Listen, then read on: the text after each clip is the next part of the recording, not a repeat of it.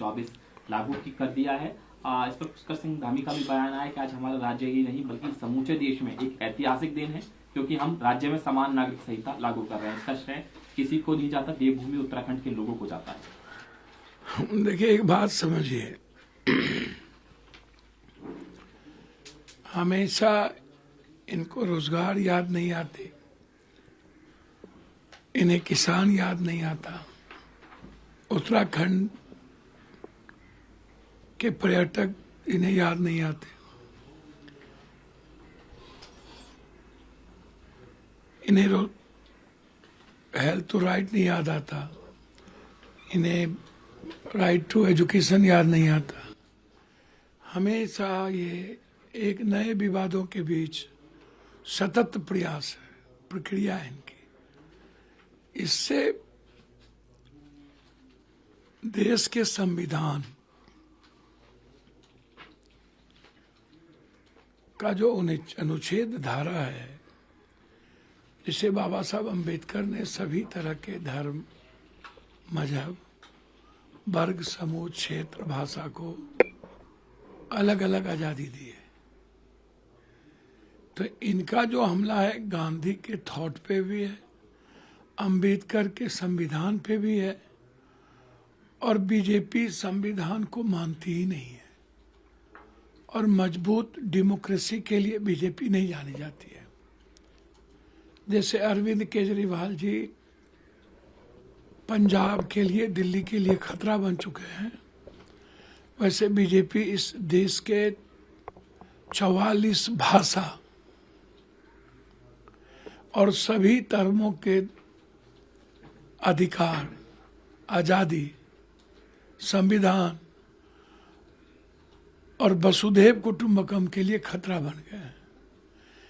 इनका कोई भी निर्णय देश और विचारों के आधार पर, विकास के आधार पर नहीं होता है, सत्ता और कुर्सी के आधार पर होता है। जब जब कोई चुनाव आता है, ये हमेशा विवाद वाले बिंदु को चुनते हैं। तो अब लोग उब चुके हैं, लोग जान चुके हैं कि बीजेपी से आप कोई उम्मीद मत कीजिए, रोपिएगा बबूल, खाइएगा खजूर। इसीलिए बीजेपी से आप युवाओं की बात, महिलाओं की बात, किसानों की बात, मजदूरों की बात, विकास की बात, संविधान की बात, आरक्षण की बात, जाति जनगणना की बात नहीं करिए। ये उतना ही काम करेंगे जितना में इनकी सत्ता, सियासत बनी रहे, नफरत चलता रहे, और सियासत के लिए कोई भी कुकर्म, कोई भी पाप करेंगे।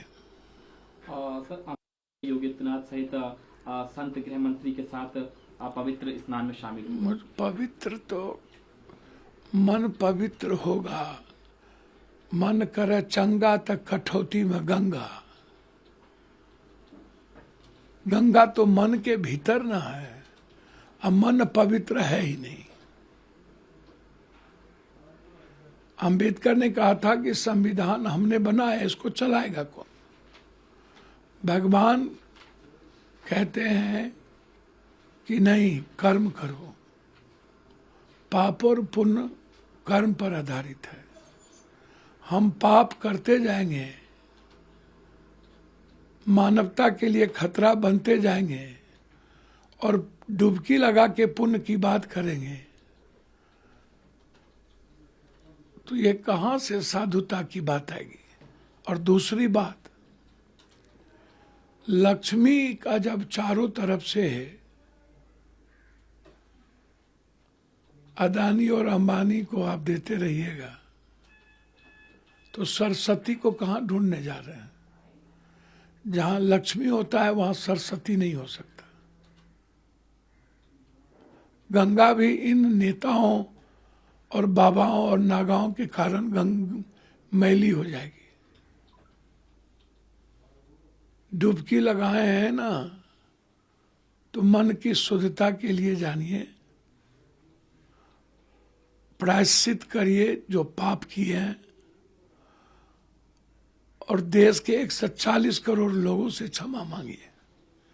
डुबकी लगाने से कुछ नहीं होता, सब मार्केटिंग है और आंख में धूल झोंकने वाली बात है। सर, सांसदों को स्वीकार कर लिया गया है, जो सभी संशोधन थे वो स्वीकार किए गए हैं। वहीं विपक्षी सांसदों ने इसके द्वारा पेश किए गए हर बदलाव को अस्वीकार कर दिया। देखिए, मुझको समझ में नहीं आता है, जब आप कोई कमेटी बनाते हैं तो सामूहिक निर्णय ही न लेंगे। पहले ही आप किसी भी संसदीय कमेटी में आप अपने गठबंधन के आधार पर बहुमत के सदस्य को नियुक्ति करेंगे और फिर विपक्ष के सदस्यों की बात को अनदेखी करेंगे और ढाक के 3 पात निर्णय वही होगी, तो टकराहट तो बढ़ेगी ना। आप हमेशा रास्ता निकालते ही नहीं हैं। सत्ता पक्ष और विपक्ष के बीच का टकराहट हमेशा आप बढ़ने देते हैं। तो सदन और राज्यसभा के बीच मेरा मानना है, यदि संसदीय कमेटी का सहमति के साथ निर्णय नहीं हुआ होगा तो ये टकराहट बढ़ेगी। अमृतसर में पहुंचाया गया, देखिए, गिल का आप वो रिपोर्ट पढ़िए। 2019 में या 17 में उन्होंने आम आदमी पार्टी और अरविंद केजरीवाल यदि पंजाब में आएंगे तो पंजाब की संप्रभुता, पंजाब की डेमोक्रेसी के लिए खतरा होगा। और एक लोग नहीं बोले हैं,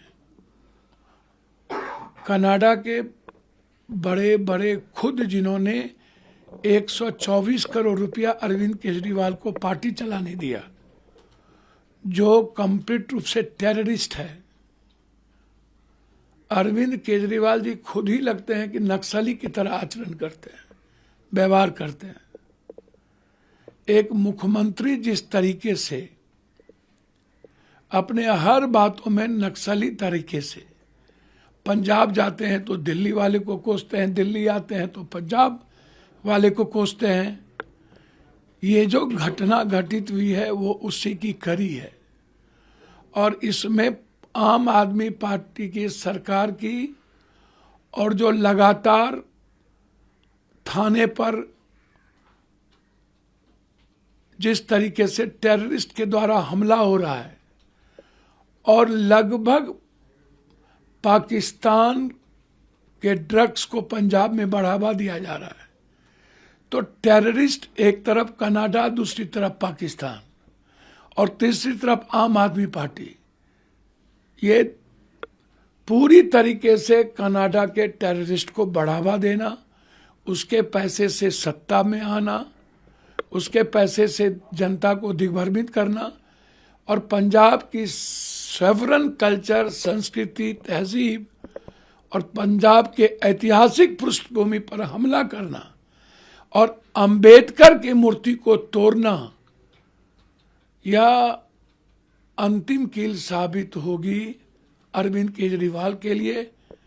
पंजाब के लोग, और खास तौर पर जो सन 42 के पहले से लेके आज तक जिसके भीतर सभी तरह के क्रांति करने की ताकत है, मरने की ताकत है, आजादी के वक्त हो या कोई भी लड़ाई, आज तक पंजाब के लोगों ने इस देश के ऐतिहासिक पल में इतिहास लिखा है। फिर पंजाब की संस्कृति को बचाने के लिए आम आदमी के इस आतंकवादी सोच को नष्टो नाबूद करेगी। और कनाडा की टेररिस्ट के द्वारा जो संचालित सरकार है पंजाब की, टेररिस्टों के द्वारा संचालित, ये जनता के द्वारा नहीं, टेररिस्टों के द्वारा, उस सरकार को भी खत्म करेगी।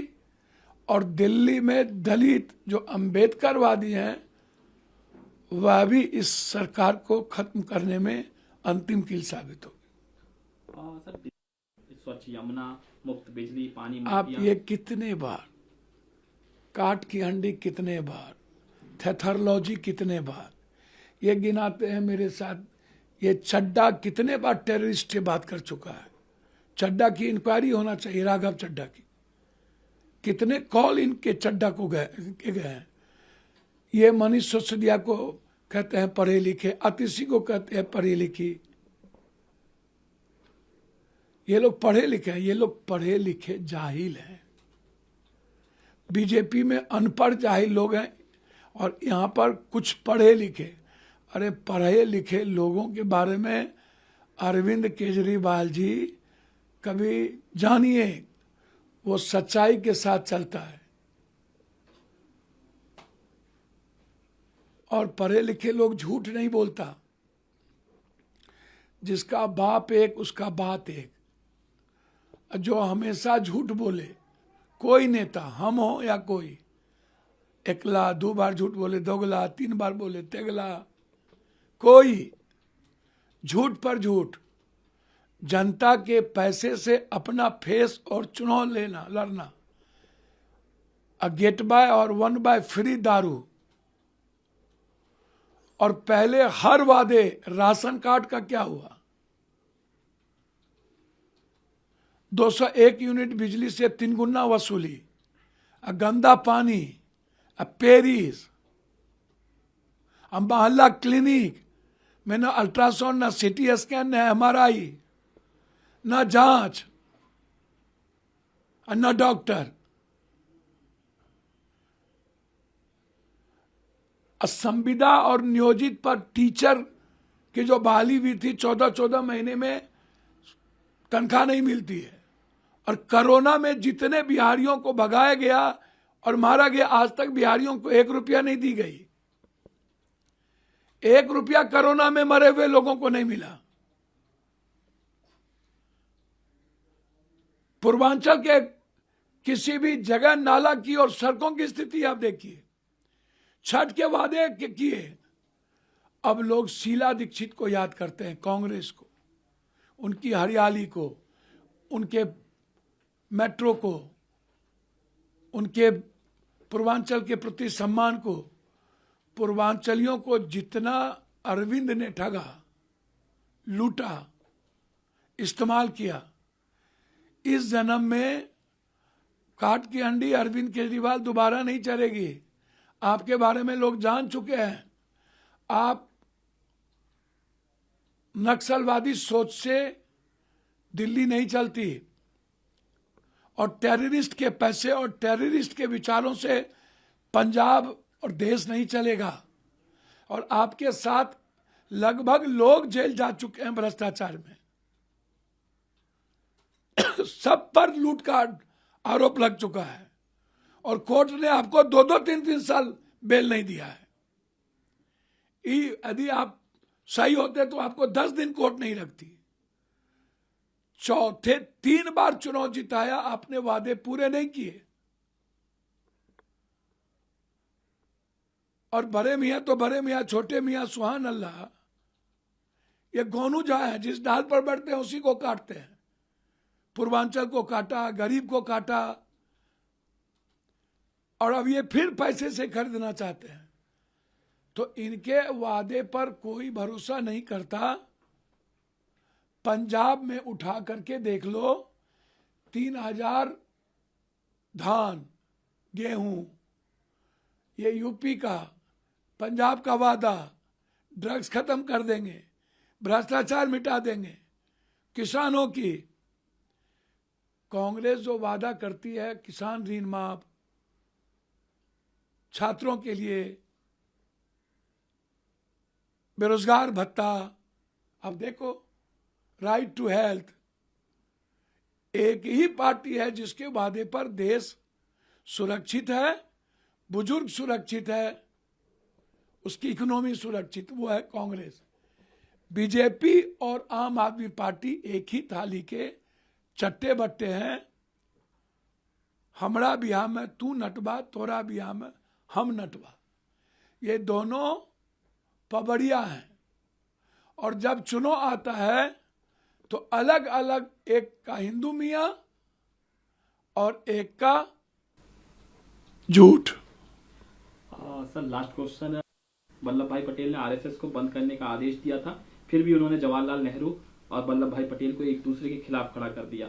जवाहरलाल नेहरू ने कहा था कि हमें मिलकर उस भयानक समुदाय को नष्ट करना चाहिए जिसने हमारे युग के सबसे महान व्यक्ति महात्मा गांधी का जिक्र करा उन्होंने कि उनको मार डाला।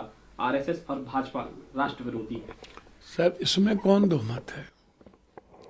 नाथूराम गॉडसे को आप हमारे ही देश में, जिन्होंने हमारे देश के पूजनीय, स्मरणीय और जिनकी विचारों से देश का कण कण प्रभावित हो, उसके हत्यारे की आप पूजा करते हो। तो जब उसके हत्यारे को पूजा करोगे तो राष्ट्र विरोधी नहीं हो, कौन होगा?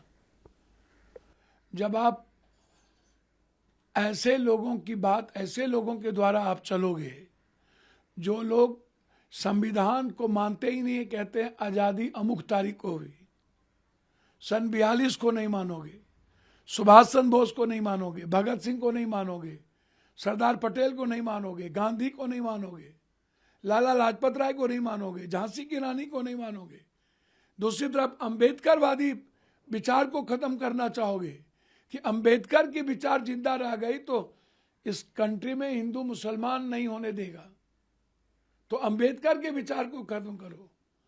तो जो इस देश की आजादी को नहीं मानते, जो इस देश के संविधान को नहीं मानते, जो इस गांधी के हत्यारे का पूजा करेंगे, जो आरक्षण को खत्म करेंगे, जो ईबीसी ओबीसी के जाति जनगणना के पक्ष में खड़े नहीं होंगे, जो 90% लोगों के खिलाफ हमेशा निर्णय लेंगे, तो वो इंसान और मानव विरोधी तो वो दल रहेगा ही। इसमें कौन दो मत है?